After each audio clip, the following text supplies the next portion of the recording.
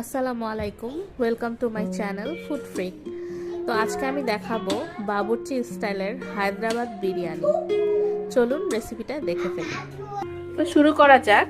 আমি প্রথমে এখানে পোলাওয়ের চালটা, বা আপনি যদি বাসমতি চাল দিয়ে করতে চান, বাসমতি চালটা ভালো করে ধুয়ে এটা পানিতে 45 থেকে 50 কমপক্ষে আধা ঘন্টার মতো এটা ভিজিয়ে রাখতে হবে,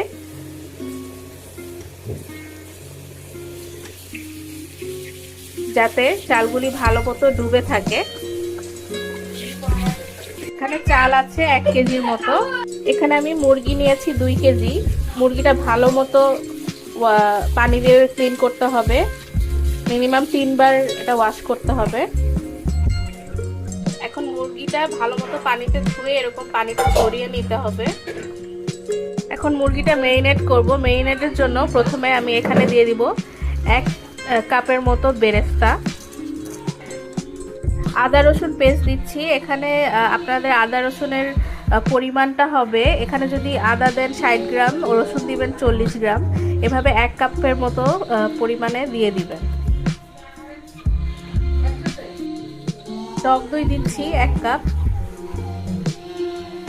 দিচ্ছি 6-7টা এলাচ, 5-6টা দারুচিনি, আর কিছু কালো গোলমরিচ, 4-5 পিস লবঙ্গ দিয়ে দিচ্ছি, কিছু জয়ত্রী।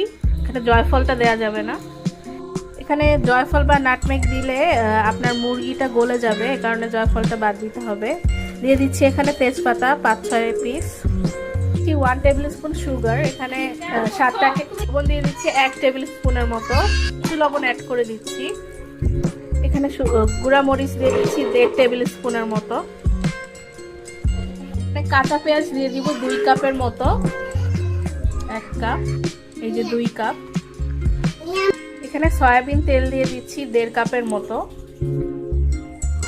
আপনারা চেষ্টা করবেন তেলটাই দিতে, রান্নার প্রথমে ঘি না দেওয়াটার চেষ্টা করবেন। রাঁধুনির রেডিমিক্স বিরিয়ানি মশলাটা ইউজ করব। এখানে আমি 2 কেজি মাংসের জন্য 2 টেবিল চামচ বিরিয়ানি মশলা দিচ্ছি, 1 টেবিল চামচ, 2 টেবিল চামচ। এখন মাংসটা ভালো করে মাখাতে হবে মশলাগুলোর সাথে, যাতে সব জায়গায় ভালো মতো মশলা পৌঁছায়। আমি এর সাথে দিয়ে দিচ্ছি ধনেপাতা কুচি। আমার লবণটা একটু কম মনে হয়েছিল, এ কারণে আমি আরেকটু লবণ দিয়ে দিচ্ছি।